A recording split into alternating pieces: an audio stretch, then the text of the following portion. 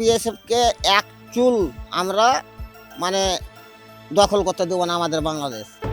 বিজিবির পাশে হাসুয়া হাতে সীমান্ত পাহারা দিয়ে ভাইরাল হয়েছিলেন এক কৃষক, কিন্তু এ ভাইরাল হওয়ায় যেন কাল হয়ে দাঁড়িয়েছে তার জন্য। চাঁপাইনবাবগঞ্জের শিবগঞ্জ উপজেলার চৌকা সীমান্ত এলাকায় বসবাসরত এই কৃষকের নাম বাবলু।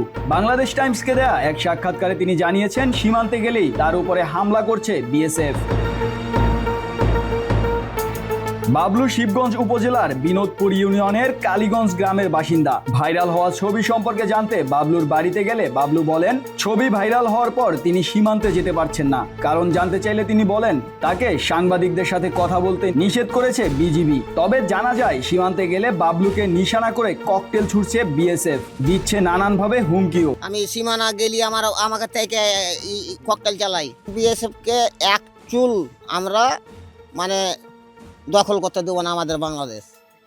সব সময় আমরা আমাদের বিজেপির সাথে আমরা সব সময় আমরা সাহায্য করতে আমরা প্রস্তুত থাকবো। আমরা গ্রামবাসী সবাই থাকবো।